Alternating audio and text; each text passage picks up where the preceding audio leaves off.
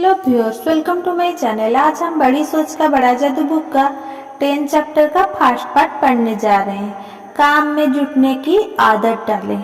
हर क्षेत्र के दिग्गज इस बात पर सहमत है, ऊंची पोस्ट के लिए योग्य व्यक्ति नहीं मिलते।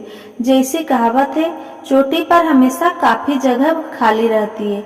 एक एग्जीक्यूटिव का कहना था कि बहुत सारे लोगों में तकनीकी काबिलियत न तो होती ही है, परंतु उनमें सफलता के एक मूलभूत तत्व की कमी रहती है।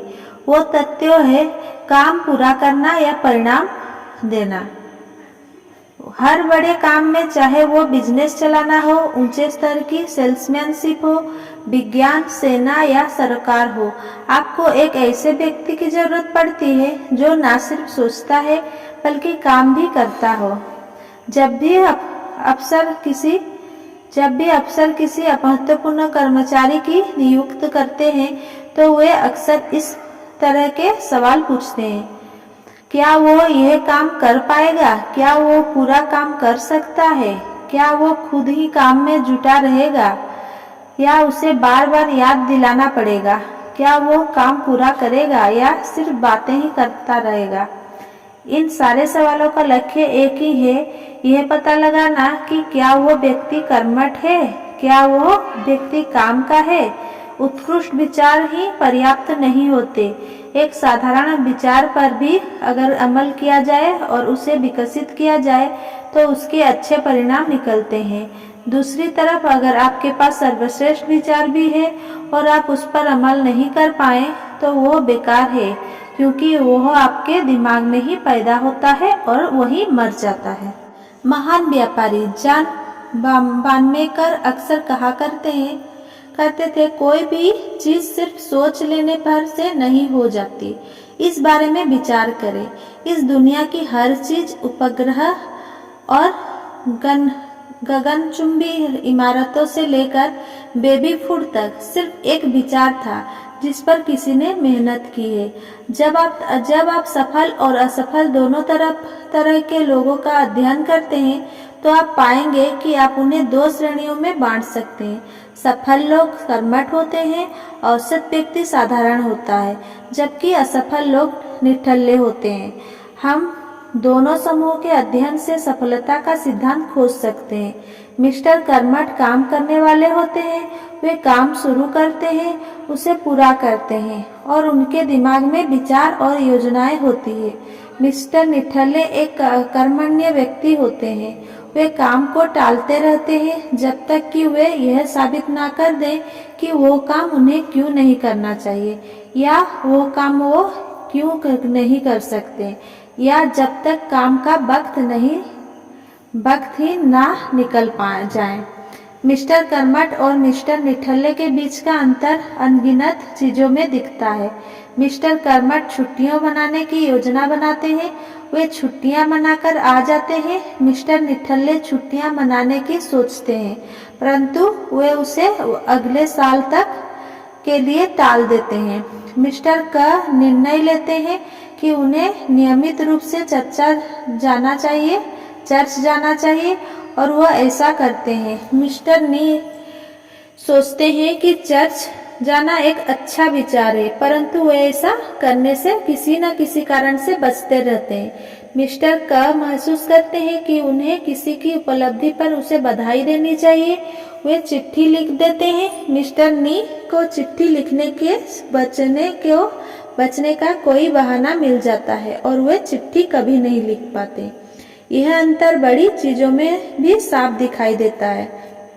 मिस्टर का अपना खुद का बिजनेस खड़ा करना चाहते हैं, वे ऐसा कर लेते हैं। मिस्टर नी भी खुद का बिजनेस खड़ा करना चाहते हैं, परंतु उन्हें समय रहते ही कोई ऐसा बेहतरीन बहाना मिल जाता है जिसके कारण वे कभी ऐसा नहीं कर पाते हैं।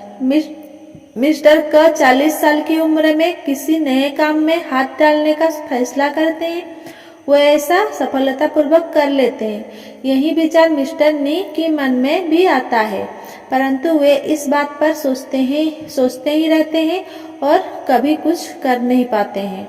इन दोनों व्यक्तियों यानी कि मिस्टर कर्मठ और मिस्टर निठल्ले के बीच का अंतर हर तरह के व्यवहार में भी साफ झलकता है। मिस्टर को जो काम करना चाहते हैं वे उसे करके दिखा देते हैं और इसके फलस्वरूप उन्हें आत्मविश्वास, अंदरूनी सुरक्षा की भावना, आत्मनिर्भरता और ज्यादा आमदनी इत्यादि चीजें मिलती है। मिस्टर नी कभी भी अपना मनचाहा काम नहीं कर पाते क्योंकि वे काम करना शुरू ही नहीं करते। इसके फलस्वरूप उनका आत्मविश्वास कम होता जाता है, उनकी आत्मनिर्भरता समाप्त हो जाती है और वे औसत दर्जों की जिंदगी जीने के लिए बेबस हो जाते हैं। मिस्टर कर्मठ कुछ करते हैं, मिस्टर निठल्ले करना तो चाहते हैं पर कभी कुछ शुरू ही नहीं करते पाते हैं। हर व्यक्ति कर्मठ बनना चाहता है, इसीलिए आइए काम शुरू करने और फिर उसे पूरा करने की आदत डालें।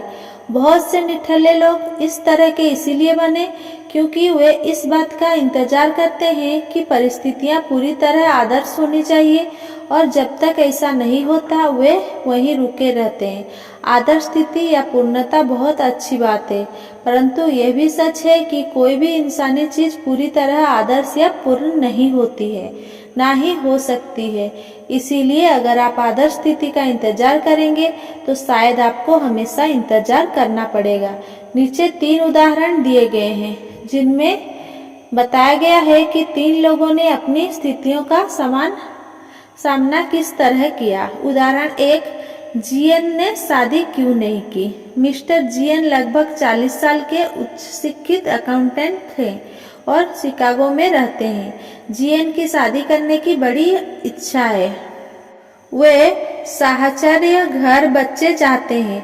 जीएन कई बार शादी के बहुत करीब आ गए थे। एक बार तो उनकी शादी को सिर्फ 1 दिन बचा था, परंतु हर बार जब भी शादी की तारीख करीब आती थी उन्हें कोई ना कोई ऐसा बहाना मिल जाता था जिसके कारण वो उस लड़की से शादी करने से इनकार कर देते थे। भगवान का शुक्र है कि मैं वो गलती करने से बाल बाल बच गया। इसका एक दिलचस्प उदाहरण यह है, 2 साल पहले जीएन ने सोचा कि आखिरकार उसे सही लड़की मिल गई है। वो आकर्षक, खुशमिजाज और बुद्धिमान थी, परंतु जीएन को यह सुनिश्चित करना था कि इस लड़की के साथ शादी करना पूरी तरह सही होगा। जब वे एक शाम को शादी की योजना पर चर्चा कर रहे थे तो लड़की ने कुछ ऐसी बातें कही जिनसे जीएन को चिंता होने लगी। तो यह सुनिश्चित करने के लिए कि वो सही लड़की से शादी करने जा रहा है, जीएन ने 4 पेज का एक एग्रीमेंट लिखा जिस पर लड़की को शादी से पहले साइन करने थे। इस एग्रीमेंट में कुछ शर्त थी और टाइप किया हुआ यह दस्तावेज जीवन के हर पहलू के बारे में था। धर्म वाले खंड में कुछ शर्तें थी, वे कौन से चर्च में आ जाएंगे, वे कितने बार चर्च जाएंगे, वे कितना दान देंगे। दूसरे खंड में बच्चा को योजना बनाई गई थी, उनके कितने बच्चे होंगे और कब होंगे। पूरे विस्तार से जीएन ने यह रूपरेख बना ली थी कि उनके किस तरह के दोस्त होंगे, उनकी भाभी पत्नी किस तरह की नौकरी करेगी, वे लोग कहाँ रहेंगे, किस तरह की उनकी आमदनी खर्च की जाएगी। दस्तावेज के अंत में जीएन ने आधे पेज में उन आदतों को लिखा जो लड़की को या तो छोड़नी पड़ेगी या सीखनी पड़ेगी। इनमें धूम्रपान, शराबखोरी, मेकअप, मनोरंजन इत्यादि थे। जब जीएन की भाभी दुल्हन ने उसका यह अल्टीमेटम देखा तो उसने वही किया जो आप और हम सोच रहे हैं। उसने एक नोट लगाकर इसे वापस भिजवा दिया। हर एक के लिए सामान्य विवाह की यह शर्त ही काफी है कि अच्छे और बुरे वक्त में हम साथ साथ रहेंगे, और यह मेरे लिए भी पर्याप्त है। अब मुझसे शादी की बात भूल जाए। जब जीएन मुझे अपना अनुभव सुना रहा था तो उसने चिंतित होकर कहा, अब आप बताएं, एग्रीमेंट लिखकर मैंने क्या गलती कर दी। आखिर शादी एक बड़ा फैसला है, आपको यह फैसला बहुत सोच समझकर करना चाहिए। परंतु जीएन गलत था। आप बहुत ज्यादा सोच समझकर चलेंगे, बहुत ज्यादा सावधान रहेंगे तो शादी ही कि आप दुनिया के हर क्षेत्र में असफल रहेंगे। आपकी अपेक्षाएं आसमान छू रही होगी। जेएन का शादी के बारे में भी वही नजरिया था जो अपनी नौकरी के बारे में था, अपनी बचत, अपने दोस्त या किसी और चीज के बारे में था। समस्याएं पैदा होने से पहले ही उन्हें पूरी तरह खत्म कर देने की पर्याप्त योग्यता सफल व्यक्ति में नहीं पाई जाती, परंतु समस्याएं पैदा होने के बाद उन्हें सुलझाने की योग्यता हर सफल व्यक्ति में पाई जाती है।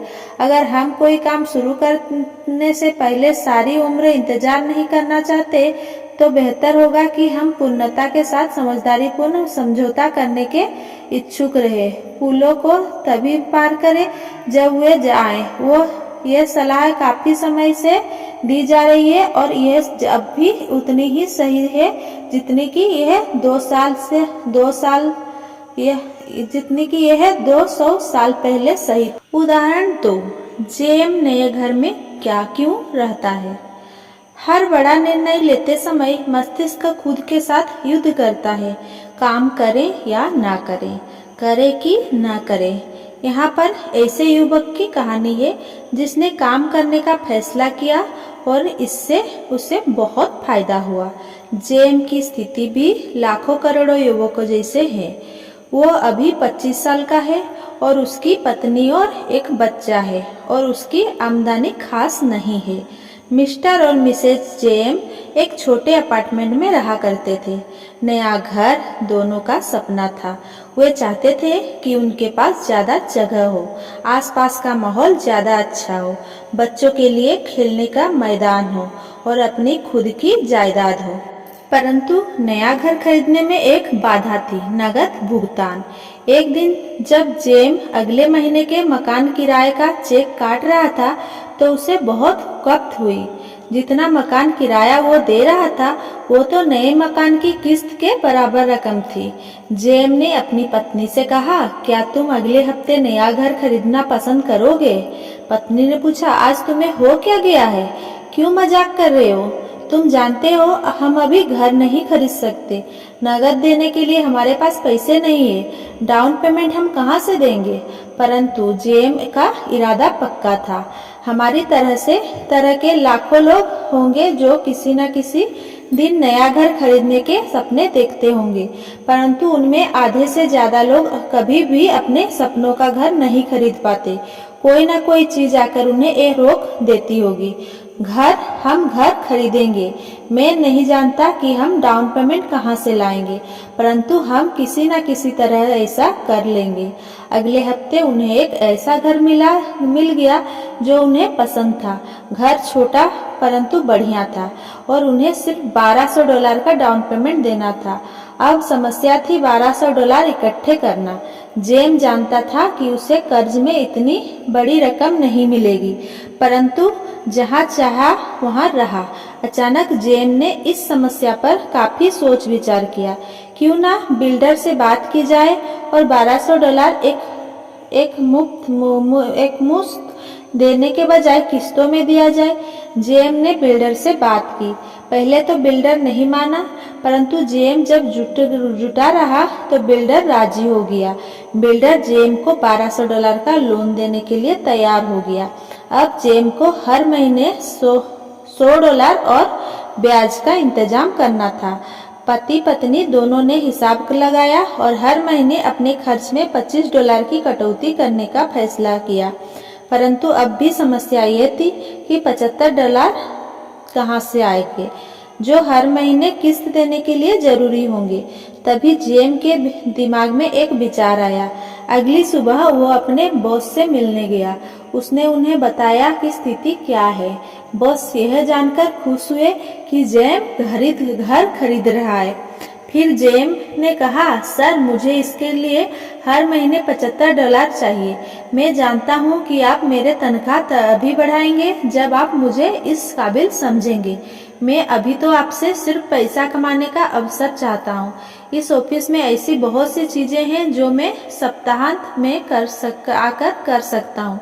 क्या ऐसा संभव है कि इससे मेरी समस्या सुलझ जाएगी? जेम की गंभीरता और महत्वाकांक्षी देखकर बॉस प्रभावित हुए।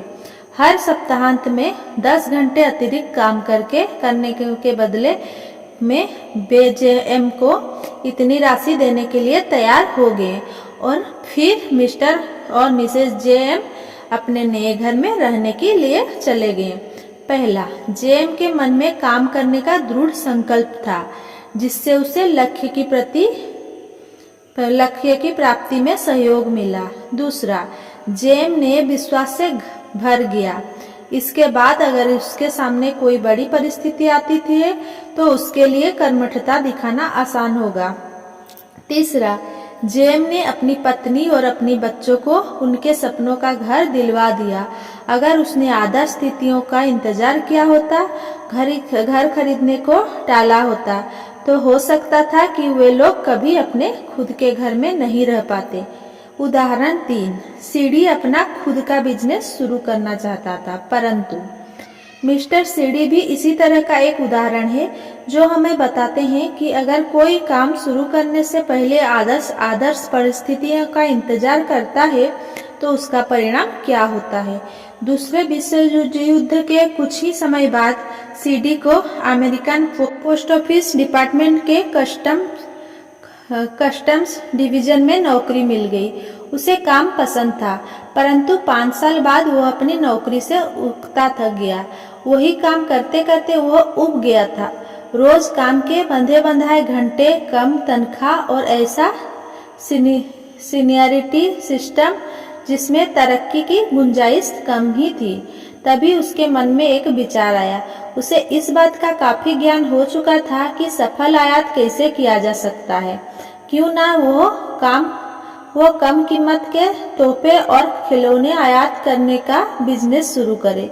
सीडी कई सफल आयातकों को जानता था जिनके पास इस बिजनेस का उसके जितना ज्ञान नहीं था।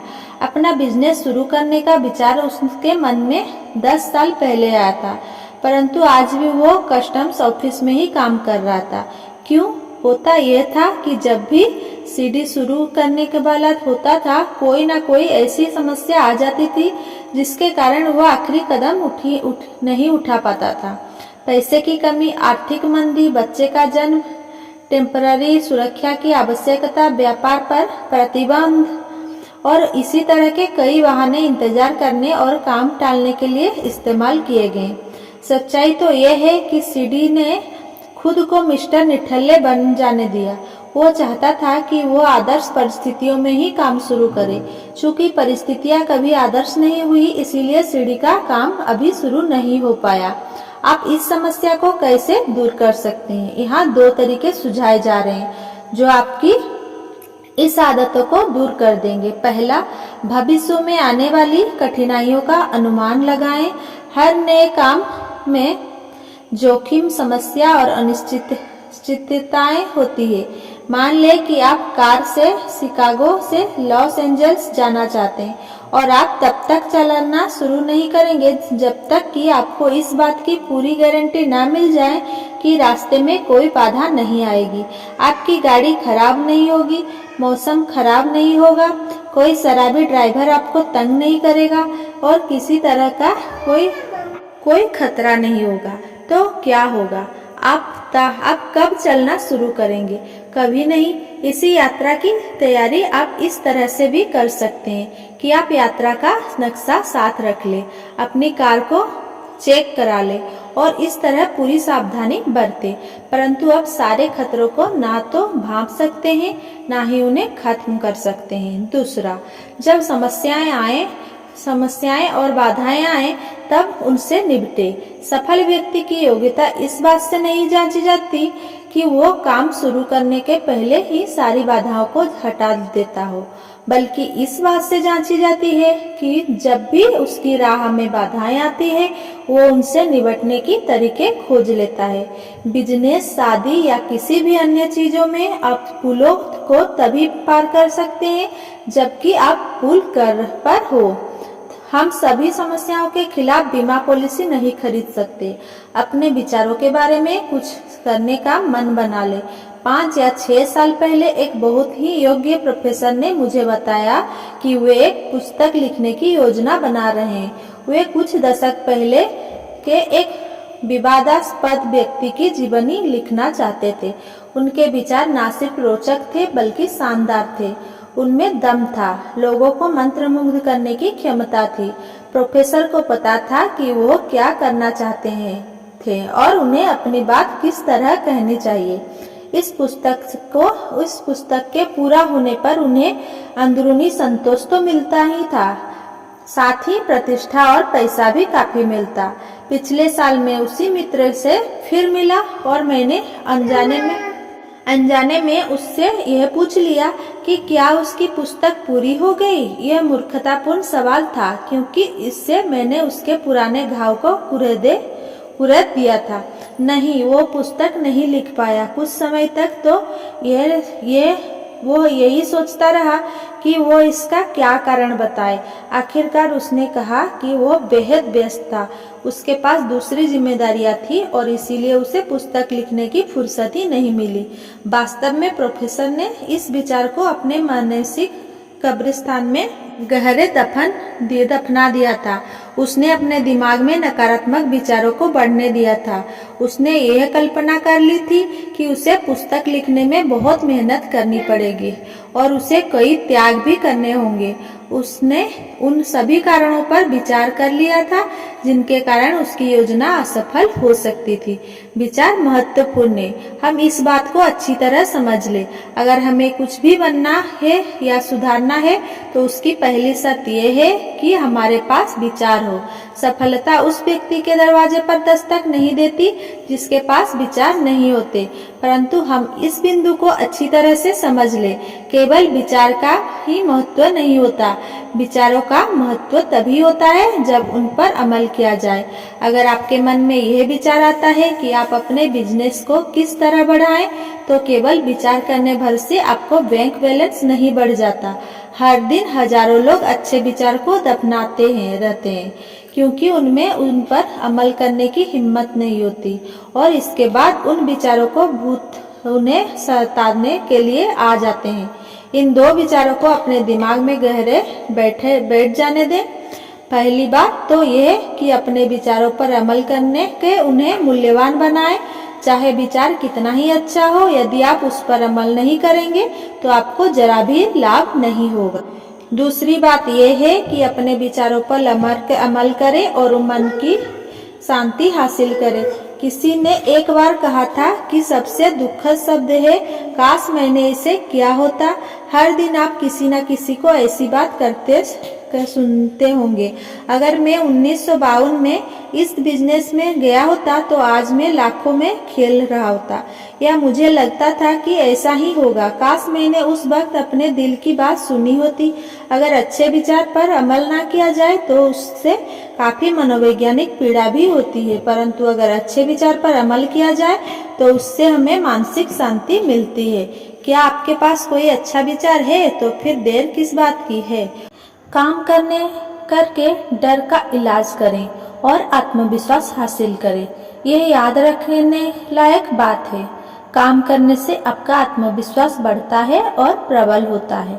काम ना करने से डर बढ़ता है और प्रबल होता है। इसीलिए डर को दूर करने के लिए उस काम को कर दें।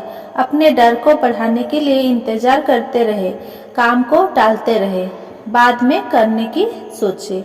एक बार मैंने एक युवा पैराट्रूपर इंस्ट्रक्टर के मुंह से सुना, कूदने में कोई दिक्कत नहीं है, कूदने के पहले इंतजार करते वक्त मुश्किल आती है।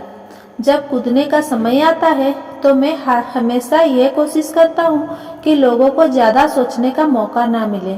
कई बार ऐसा हुआ है कि किसी प्रशिक्षु ने इस बारे में ज्यादा सोच लिया कि उसके साथ क्या बुरा हो सकता है और वो ये सोचकर वो घबरा गया। अगर हम उसे अगली ट्रिप में कूदने के लिए तैयार नहीं कर पाए तो वो जिंदगी में कभी पैराट्रूपर नहीं बन पा सकेगा। आत्मविश्वास उसे तभी मिलेगा जब वो कूद जाएगा। जब तक वो कूदने से बचता रहेगा, उसे टालता रहेगा, तब तक वो डरता ही रहेगा। इंतजार करना विशेषज्ञ को भी नर्वस कर देता है।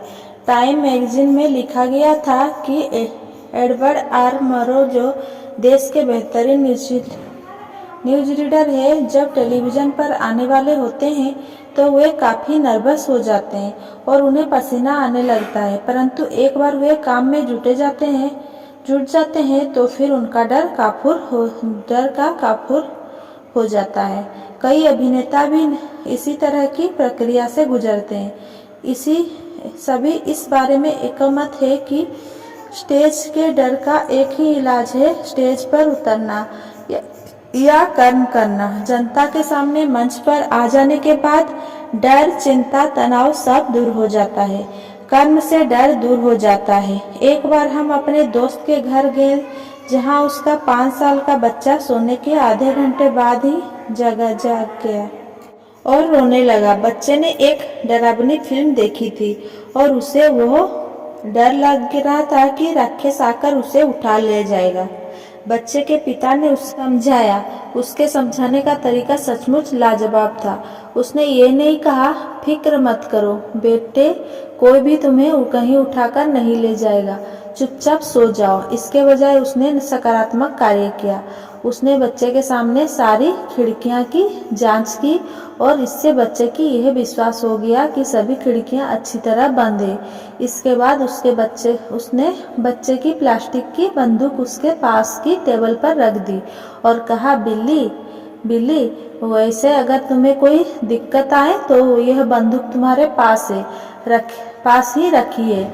जब अब जाकर छोटे बच्चे को चैन मिला, उसका डर दूर हुआ और 4 मिनट बाद ही वो गहरी नींद में सो गया।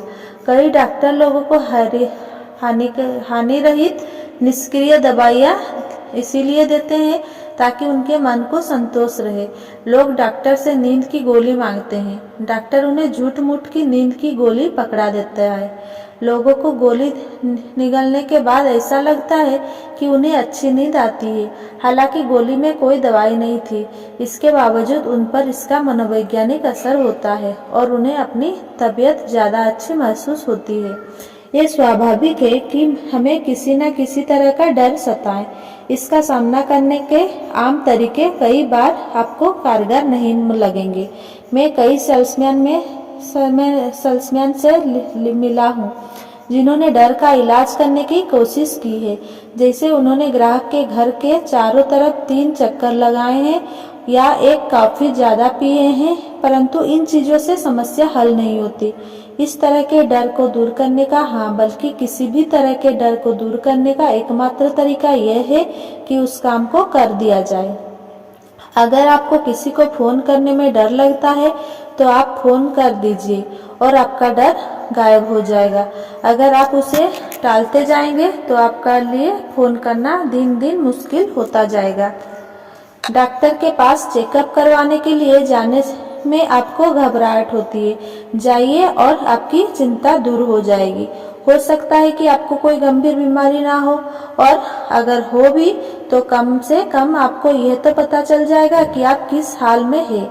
अगर आप अपने चेकअप को टालते रहेंगे तो आपका डर बढ़ता जाएगा और एक ना एक दिन आप सचमुच इसी डर और चिंता के कारण बीमार पड़ जाएंगे। अगर आपको अपने बॉस के साथ किसी समस्या पर चर्चा करने में डर लगता है तो चर्चा कर ले और आप पाएंगे कि आपकी चिंता चुटकियों में दूर हो गई है। आत्मविश्वास जगाएं, कर्म करके डर को दूर भगाएं। अपनी मानसिक इंजन को चालू करें मशीनी तरीकों से। एक युवक लेखक बनना चाहता था, परंतु उसने जो कुछ लिखा था वो सफल लेखन नहीं कहा जा सकता था। इस लेखक ने मेरे सामने यह स्वीकार किया, मेरे समस्या ये है कि कोई बार मैं पूरा दिन या पूरा हफ्ता निकल जाता है और मैं एक पेज भी नहीं लिख पाता। उसने कहा, लेखन रचनात्मक कार्य है, इसके लिए आपको प्रेरणा मिलनी चाहिए, आपको मूड होना चाहिए। यह सच है कि लेखन रचनात्मक होता है, परंतु मैं आपको एक सफल लेखक की बात बताना चाहता हूँ जिसने कहा था कि यही वो राज की बात है कि जिसके कारण वह इतना सफल लेखन कर पाया। मैं दिमाग को मजबूर करने वाली तकनीक का इस्तेमाल करता हूँ। मेरे पास हर काम की डेडलाइन मौजूद होती है और मैं प्रेरणा के आसमान से उतरने का इंतजार नहीं कर सकता। मैं मूड के सही होने का इंतजार भी नहीं कर सकता। मुझे मूड बनाना पड़ता है। यह रहा मेरा तरीका। मैं अपनी टेबल कुर्सी पर बैठ जाता हूँ, फिर मैं अपनी पेंसिल उठाकर लिखने बैठ जाता हूँ। जो भी मन में आता है मैं लिखने लगता हूँ। मैं हाथ चलाता हूँ और कुछ समय बाद मुझे पता ही नहीं चलता कि कब मेरा मस्तिष्क सही दिशा में चला जाता है और मुझे प्रेरणा मिल जाती है और मेरा सचमुच ही लिखने का मूड बन जाता है। कई बार जब मैं नहीं लिख पा रहा होता हूँ तब भी मेरे दिमाग में अचानक जोरदार विचार आ जाते हैं, परंतु ऐसे विचार मेरे लिए बोनस की तरह है। ज्यादातर अच्छे विचार मेरे दिमाग में तभी आते हैं जब मैं काम करने बैठ जाता हूँ। कर्म होने के पहले कर्म करना पड़ता है, यह प्रकृति का नियम है। कोई भी चीज अपने आप शुरू नहीं होती। वह यंत्र भी नहीं जिसका आप रोजाना इस्तेमाल करते हैं।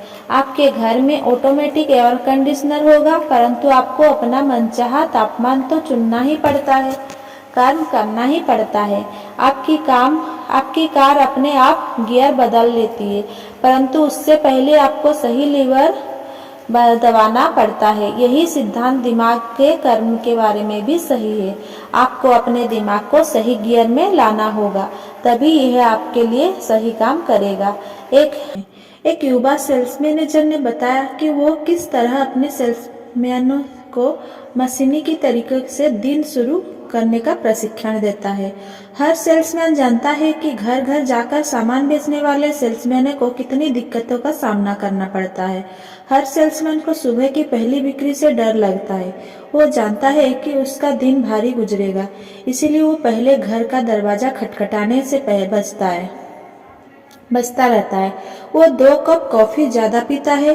वो पड़ोस में फालतू घूमता रहता है और दर्जनों बेकार काम करता है, सिर्फ इसीलिए कि वो पहले घर का दरवाजा खटखटाने से बच सके।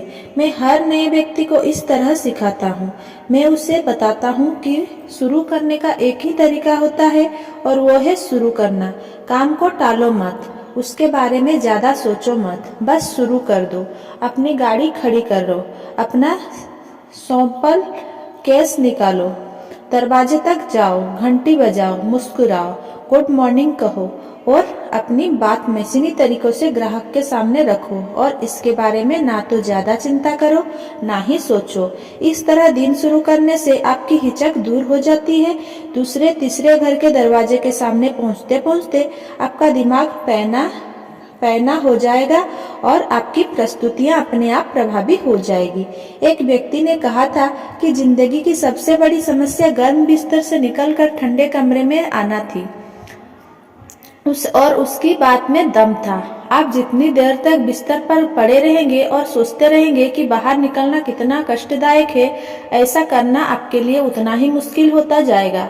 इस तरह की सीधी सादी की बात में भी, जिसमें आपको अपनी चादर हटाकर अपने पैरों को फर्श पर रखना है, आपको डर लगता है। संदेश स्पष्ट है। जो लोग दुनिया में कुछ कर गुजरते हैं वे इस बात का इंतजार नहीं करते कि अब उसका मूड सही होगा, बल्कि वे मूड को सही करने की सामर्थ्य रखते हैं। ये 2 प्रयोग करें। पहला, छोटे परंतु कष्टदायक कामों को करने के लिए मशीनी की तरीकों से इस्तेमाल करें। उस काम के बुरे पहलुओं के बारे में सोचने के बजाय आप बिना सोचे उस काम को करना शुरू कर दें। शायद ज्यादातर महिलाओं को बर्तन साफ करना सबसे कष्टदायक काम लगता है। मेरी माँ भी इसका अपवाद नहीं थी, परंतु उन्होंने इस काम को फुर्ती से निपटाने का मशीनी तरीका इजाद कर लिया था, ताकि इसके बाद वे अपना मनचाहा काम कर सके। जब वे डाइनिंग टेबल से जाती थी तो वे मशीनी अंदाज में बर्तन इकट्ठे कर लेती थी और उन्हें साफ करना शुरू कर देती थी। कुछ ही मिनटों में उनका काम खत्म हो जाता था। क्या यह तरीका बर्तन सिर्फ सिंक में जमा करते रहने और उन्हें देख देख कर चिंता करने से बेहतर नहीं है? आज यह करके देखें। एक ऐसा काम चुन ले जो आपको नापसंद हो, फिर बिना उस बारे में सोचे या बिना उससे डरे उस काम को कर दे। नापसंदगी कि छोटे छोटे कामों को करने का यही तरीका सबसे प्रभावी है। दूसरा, अगला कदम यह है कि आप विचार करने, योजनाएं बनाने, समस्याएं सुलझाने और दूसरे दिमागी कामों के लिए भी मशीनी तरीकों का इस्तेमाल करें। आप मूड बनने का इंतजार करें, इसके बजाय बेहतर यही है कि आप बैठ जाएं और अपनी मूड को बना लें। यहाँ एक खास तकनीक दी जा रही है जो आपकी काफी मदद करेगी। पेंसिल और कागज का इस्तेमाल करें। 5 सेंट की छोटी सी पेंसिल दुनिया का सबसे महान एकाग्रता यंत्र है। अगर मुझे एक बहुत शानदार साउंड प्रूफ ऑफिस और पेंसिल कागज में से किसी एक को चुनना हो तो मैं यकीनन पेंसिल और कागज को चुनूंगा। पेंसिल और कागज से आप अपने दिमाग को किसी समस्या से बांध सकते हैं। जब आप किसी विचार को कागज पर लिखते हैं तो आपका पूरा ध्यान अपने आप उस विचार पर केंद्रित होता है। ऐसा इसीलिए होता है क्योंकि आपका दिमाग एक साथ 2 काम नहीं कर सकता।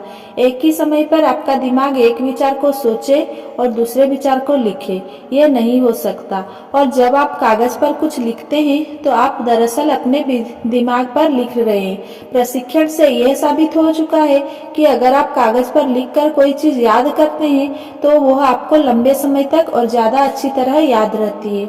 और एक बार आप एकाग्रता के लिए पेंसिल और कागज की इस तकनीक में पारंगत हो जाएं, तो फिर आप शोरगुल के माहौल में भी सोच सकेंगे। जब आप सोचना चाहे लिखना शुरू कर दे या डायग्राम बनाना शुरू कर दे, अपने मूड को बनाने का यह बेहतरीन तरीका है। अब मैं आपको सफलता का जादुई फार्मूला बताना चाहता हूँ। कल, अगले सप्ताह, बाद में और किसी दिन, फिर किसी समय, ये सभी असफलता के शब्द कभी नहीं के पर्यायवाची है। बहुत सारे अच्छे सपने कभी सच नहीं हो पाते क्योंकि हम यही कहते रह जाते हैं, मैं इसे किसी दिन शुरू करूंगा, जबकि हमें यह कहना चाहिए, मैं इसे अभी शुरू करता हूँ। एक उदाहरण ले, पैसे बचाने का। हर व्यक्ति मानता है कि पैसे बचाना एक अच्छी बात है, परंतु यह अच्छी बात है इसका यह मतलब नहीं है कि सभी लोग जो योजनाबद्ध तरीके से बचत करते हैं और निवेश करते हैं। कई लोग का बचत करने का इरादा तो होता है, परंतु बहुत कम लोग अपने इरादे पर अमल कर पाते हैं। एक युवा दंपति ने इस तरह बचत करना शुरू किया। बिल की तनख्वाह $1000 थी, परंतु वो और उसकी पत्नी जेनेट हर माह $1000 खर्च भी कर डालते थे। दोनों ही बचत करना चाहते थे, परंतु कोई ना कोई ऐसा कारण आ जाता था जिससे वे कभी बचत नहीं कर पाए। सालों तक वे सोचते रहे, जब मेरी तनख्वाह बढ़ेगी तब हम बचत करना शुरू करेंगे। जब हमारी अमुक चीज की किस्त खत्म हो जाएगी तब हम बचत करना शुरू करेंगे। अगले महीने, अगले साल, आखिरकार जेनेट को बचत करने की अपनी असफलता पर गुस्सा आ गया। उसने बिल से कहा, देखो बिल, हम कभी बचत कर पाएंगे या नहीं? बिल ने जवाब दिया, हाँ, हमें करना तो है, परंतु हम अभी कर ही क्या सकते हैं। परंतु इस बार जेनेट करो या मरो वाले मूड में थी। हम सालों से बचत करने की सोच रहे हैं। हम इसीलिए नहीं बचा पाते क्योंकि हमने ये सोच रखा है कि हमसे बचत नहीं होगी। इसके बजाय अब हम ये सोचना शुरू कर दें कि हम बचत कर सकते हैं। मैंने आज एक विज्ञापन देखा जिसमें लिखा है कि अगर हम हर महीने $100 भी बचाते हैं तो 15 सालों में हमारे पास $18,000 जमा हो जाएंगे और उसके साथ ही हमें $6600 ब्याज भी मिलेगा। विज्ञापन में यह भी लिखा था कि खर्च करने के बाद बचत करना मुश्किल होता है, जबकि बचत करने के बाद तनख्वाह खर्च करना आसान होता है। अगर तुम साथ दो तो मैं चाहती हूँ कि तुम्हारी तनख्वाह का 10% हम शुरू में ही बचत खाते में डाल देंगे। अगर महीने के आखिरी में हमें फाके भी करने पड़े तो मैं उसके लिए तैयार हूँ। बिल, इस तरह अगर हम ठान ले तो हम बचत कर सकते हैं। बिल और जेनेट को कुछ महीनों तक तो मुश्किल आई, परंतु जल्द ही उन्होंने अपने नए बजट के हिसाब से आसानी से घर चलाना सीख लिया। अब बचत करने में भी उनको उतना ही मजा आता है जितना उन्हें पहले खर्च करने में आता था। किसी दोस्त को चिट्ठी लिखना चाहते हैं, अभी लिख दें। आपको पास एक विचार आया है कि आपका बिजनेस किस तरह बढ़ सकता है, उस विचार को अभी प्रस्तुत कर दे। बेंजामिन फ्रैंकलिन की सलाह याद रखें, कल पर वो काम ना टालें जिसे आप आज कर सकते हैं। याद रखें, अभी काम करने का तरीका सफलता का तरीका है, जबकि फिर किसी दिन या फिर कभी काम करने की सोच असफलता का तरीका। एक दिन मैं अपनी पुरानी बिजनेस मित्र से मिलने गया। वो एक कॉन्फ्रेंस से अभी हाल लौटी थी। जब मैंने उसे देखा तो मैंने महसूस किया कि वो किसी बात से परेशान थी। ऐसा लग रहा था जैसे वो काफ़ी निराश थी, और मेरा अनुमान सही था। उसने आते ही कहा, मेरे आज सुबह मीटिंग की, क्योंकि मैं चाहती थी कि कंपनी की पॉलिसी में जो बदलाव प्रस्तावित है उसके बारे में कुछ मदद मिल सके, परंतु मुझे किसी तरह की मदद मिली। मेरे साथ 6 लोग मीटिंग में थे, और केवल एक ही व्यक्ति ने अपने विचारों का योगदान दिया। 2 और लोग ने कहा, परंतु उन्होंने सिर्फ मेरे शब्दों को दोहरा दिया। ऐसा लग रहा था जैसे मैं पत्थर से सिर फोड़ रही थी। मैं यह नहीं जान पाई कि प्रस्तावित पॉलिसी परिवर्तन के बारे में उन लोगों की क्या राय थी। दरअसल उसने आगे कहा, होना ये चाहिए था कि हर व्यक्ति मुझे ये बताता कि वो क्या सोचता था। आखिरकार इससे उन सभी को प्रभावित होना था। मेरी मित्र को मीटिंग में कोई मदद नहीं मिली, परंतु अगर आप मीटिंग खत्म होने के बाद हॉल में जाते तो आपको उन्हीं चुप्पी लोगों के मुंह से इस तरह की टिप्पणियां सुनने को मिल जाती। मेरी इच्छा तो हुई थी कि मैं कुछ कह दूं। किसी ने यह क्यों नहीं कहा कि मुझे नहीं लगता हमें आगे बढ़ना चाहिए। अक्सर पत्थर टाइप के ये लोग जो मीटिंग रूम में चुपचाप बैठे रहते हैं, मीटिंग के बाद बहुत बोलते हैं, जब उनके बोलने से कोई फर्क नहीं पड़ता। जब वक्त निकल जाता है तो वे जागते हैं और सक्रिय होते हैं। बिजनेस मीटिंग में लोग आपकी राय, आपके विचार जानना चाहते हैं। जो व्यक्ति अपनी राय को अपनी दिमाग की तिजोरी में यही बंद कर रखता है, वो अपने ही पैरों पर कुल्हाड़ी मारती है। बोलने की आदत डालें। हर बार जब आप बोलने के लिए खड़े होते हैं, आपका आत्मविश्वास बढ़ता जाता है। अपने रचनात्मक विचारों के साथ आगे जाएं। हम सभी जानते हैं कि कॉलेज के विद्यार्थी परीक्षा की तैयारी किस तरह करते हैं। जो नाम के एक विद्यार्थी ने भी एक शाम को बहुत पढ़ने का फैसला किया, क्योंकि अगले दिन उसकी परीक्षा थी। यहाँ यह बताया गया है कि उसके फैसले का क्या हुआ और उसकी शाम किस तरह गुजरी। जो शाम को 7 बजे पढ़ने के लिए तैयार था, परंतु उसका डिनर कुछ भारी हो गया था, इसीलिए उसने सोचा कि वो कुछ देर टीवी देख ले। कुछ देर करते करते उसके 1 घंटे तक टीवी देखा, क्योंकि सीरियल उसे पसंद आ गया था। 8 बजे वो अपनी टेबल पर बैठ गया, लेकिन तत्काल ही उठ गया, क्योंकि उसे अचानक याद आ गया कि उसे अपनी गर्लफ्रेंड को फोन करना है। इसमें 40 मिनट लग गए।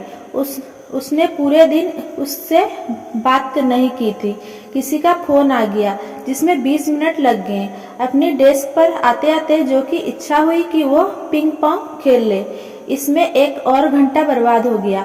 पिंग पोंग खेलने के बाद उसे पसीना आ गया था, इसीलिए वो नहा भी लिया। नहाने के बाद उसे भूख लगी, क्योंकि पिंग पोंग और नहाने के बाद भूख लगना स्वाभाविक था, और इस तरह उसकी शाम बर्बाद हो गई। उसके इरादे तो अच्छे थे, परंतु वो इरादे पर अमल नहीं कर पाया।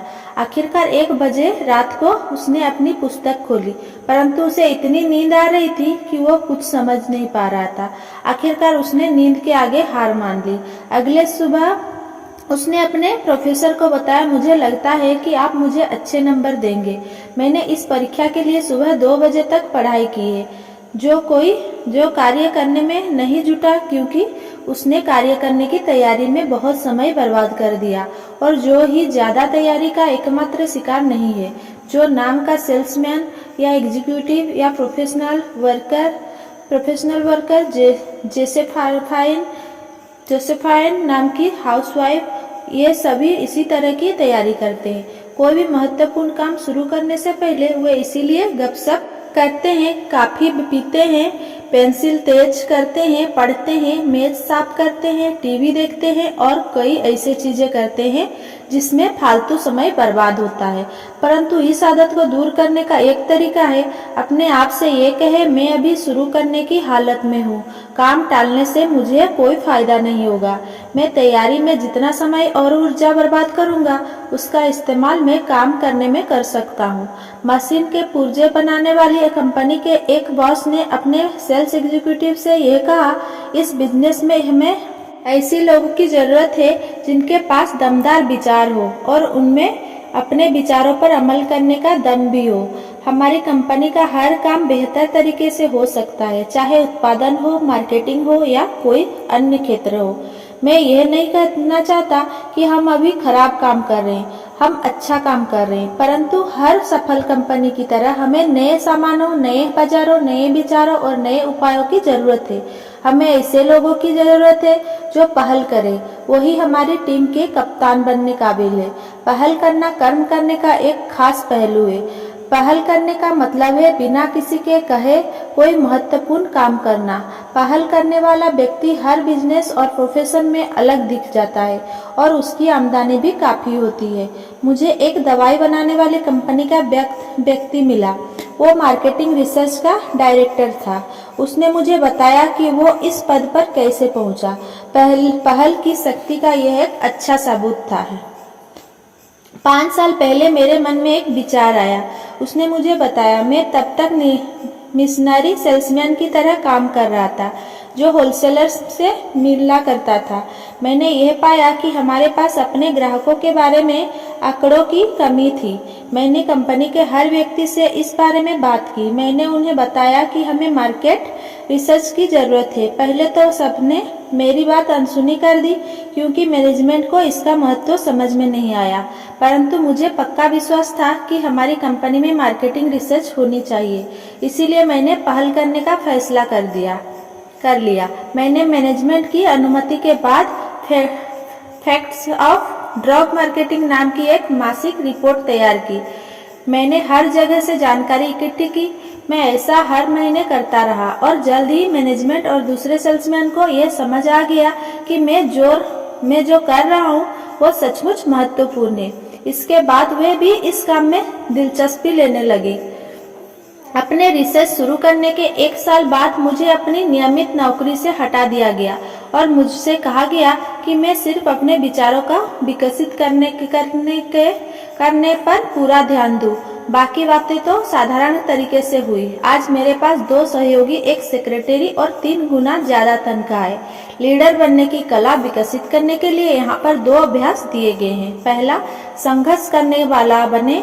जब आप ऐसी कोई बात सोचे जो आपके हिसाब से की जानी चाहिए तो आप तत्काल उस विचार को उठा लें और फिर उसके लिए संघर्ष शुरू कर दें। मेरे पड़ोस में ही एक नई कॉलोनी बन रही थी जो लगभग 2/3 बन चुकी थी, परंतु इसके बाद उसका विस्तार ठप हो गया। कुछ ऐसे परिवार वहां रहने आ गए थे जो लापरवाह लोग थे। इससे कोई अच्छे परिवार को उस जगह से अपने मकान बेचकर जाना पड़ा, जैसा अक्सर होता है। परवाह करने वाले लोगों को भी लापरवाह लोगों की सहवत का असर हुआ और पूरी कॉलोनी की लापरवाह हो गई। परंतु हैरी एल ऐसा नहीं हुआ। वो माहौल की परवाह करता था और उसने फैसला किया कि वो इसे अच्छी कॉलोनी बनाने के लिए संघर्ष करेगा। हैरी ने अपने कुछ दोस्तों से बात की। उसने बताया कि वो कॉलोनी एक बेहतरीन कॉलोनी बन सकती है, परंतु इसके लिए प्रयास करने होंगे, वरना वो 3rd क्लास कॉलोनी बनकर रह जाएगी। हैरी के उत्साह और पहल का स्वागत हुआ। जल्दी ही वहां पर साफ सफाई शुरू हो गई। बगीचे की योजना पर काम शुरू हो गया। वृक्षारोपण अभियान शुरू किया गया। बच्चों के लिए खेल का मैदान बन गया। स्विमिंग पूल भी बन गया। लापरवाह परिवार भी उत्साही समर्थक बन गए। पूरे कॉलोनी में एक नई जान आ गई थी। अब वहां से निकलने पर दिल खुश हो जाता है।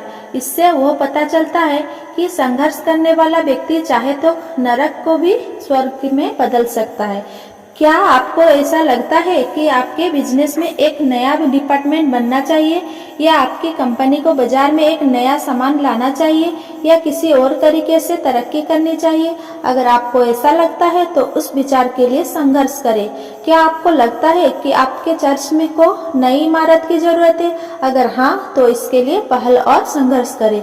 क्या आप चाहते हैं कि आपके बच्चे के स्कूल में कंप्यूटर लगाने चाहिए? अगर हाँ, तो इसके लिए पहल करें और ऐसा संभव बनाएं। और आप यह बात जान ले, हालांकि हर संघर्ष शुरुआत में एक व्यक्ति का संघर्ष ही होता है, परंतु अगर विचारों में दम हो तो जल्द ही बहुत से लोग आपके समर्थन में खड़े हो जाते हैं। कर्मठ और संघर्षशील व्यक्ति बने। दूसरा, स्वयंसेवी बने। हम में से हर एक के जीवन में ऐसा मौका आया होगा जब हम किसी संस्था में स्वयं सेवा करना चाहते होंगे, परंतु हमने ऐसा नहीं किया। कारण क्या था? डर। यह डर नहीं कि हम काम नहीं कर पाएंगे, बल्कि यह डर कि लोग क्या कहेंगे, यह डर कि लोग हम पर हंसेंगे, हमें जुगाड़ू कहेंगे, हमें महत्वाकांक्षी समझेंगे। यही डर बहुत से लोगों को आगे बढ़ने से रोकता है। यह स्वाभाविक है कि आप लोगों का समर्थन, उनकी तारीफ चाहें, परंतु खुद से पूछे, मैं किन लोगों की तारीफ चाहता हूँ? उन लोगों की जो मुझ पर ईर्ष्या के कारण हंसते हैं, या उन लोगों की जो कर्मठता से काम करके सफल होते हैं? सही विकल्प क्या है, यह बताने की जरूरत नहीं है। स्वयं से भी अलग दिख जाता है, उसकी तरफ खास तवज्जो दी जाती है। सबसे महत्वपूर्ण बात यह है कि वो स्वयं सेवा करके अपनी विशेष योग्यता और महत्वाकांक्षा को सबके सामने ले आता है। निश्चित रूप से स्वयं सेवक को विशेष काम सौंप जाएंगे। आप बिजनेस, मिलिट्री या अपने समुदाय के जिन लीडर्स को जानते हैं, उनके बारे में सोचें। क्या वे कर्मठ लगते हैं या वे निठल्ले लगते हैं? 10 में से 10 लीडर कर्मठ होंगे। ऐसे लोग होंगे जो काम पूरा करके दिखाते हैं। वो व्यक्ति जो हाशिए पर खड़ा हो रहता है, वो व्यक्ति जो दुखी होता रहता है, वो निठल्ले होता है, जो सिर्फ इसीलिए वही रह जाता है क्योंकि वो कर्म के दौरान मैदान में नहीं उतरता। जो विचार करता है और उस पर अमल करता है, उस कर्मठ व्यक्ति के पीछे कई लोग आ जाते हैं और वो लीडर बन जाता है। जो व्यक्ति काम करता है, लोग उस पर विश्वास करते हैं, वे मान लेते हैं कि वो जानता है कि वो क्या कर रहा है। मैंने किसी की तारीफ इस बात के लिए नहीं सुनी। वो व्यक्ति किसी को डिस्टर्ब नहीं करता। वो व्यक्ति काम नहीं करता, या जब तक उसे बताया ना जाए वो कुछ नहीं करता। क्या आपने इन बातों के लिए किसी की तारीफ होते देखी है?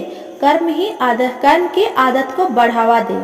इन मुख्य बिंदुओं का अभ्यास करें। कर्मठ बने। पहला, कर्मठ बने, काम करने वाला बने, काम टालने वाला ना बने। दूसरा, परिस्थितियों की आदर्श होने का इंतजार ना करें, वे कभी आदर्श नहीं होंगे। भविष्य की बाधाओं और कठिनाइयों की उम्मीद करें और जब वे आए तब आप उन्हें सुलझाने का तरीका खोजें। तीसरा, याद रखें, केवल विचारी से सफलता नहीं मिलती, विचारों से सफलता नहीं मिलती। विचारों का मूल्य तभी है जब आप उन पर अमल करें। चौथा, हर भगाने और आत्मविश्वास हासिल करने के लिए कर्म करें। डर भगाने और आत्मविश्वास हासिल करने के लिए कर्म करें। जिस काम से आप डरते हो वो करें और आपका डर भाग जाएगा। कोशिश करके देखें। पांचवा, आपने अपने मानसिक इंजन को मशीनी तरीके से चालू करें। सही मूड बनने का इंतजार ना करें, कर्म शुरू कर दे और आपका मूड अपने आप सही हो जाएगा। सभी काम शुरू करने के बारे में सोचें। कल, अगले सप्ताह, बाद में और इसी तरह के शब्द असफलता के शब्द सभी कभी नहीं के पर्यायवाची है। इस तरह के व्यक्ति बने। मैं अभी इस काम को शुरू कर देता हूँ। कार्य में जुट जाएं। कार्य की तैयारी में समय बर्बाद ना करें, इसके बजाय सीधे काम में लग जाएं। आठवां, पहले करें, पहल करें, संघर्ष करें, गेंद छीनकर गोल की तरफ दौड़ लगाएं। स्वयं सेवक बने। यह पल बताएं कि आप में कर्म करने की योग्यता और महत्वाकांक्षी है।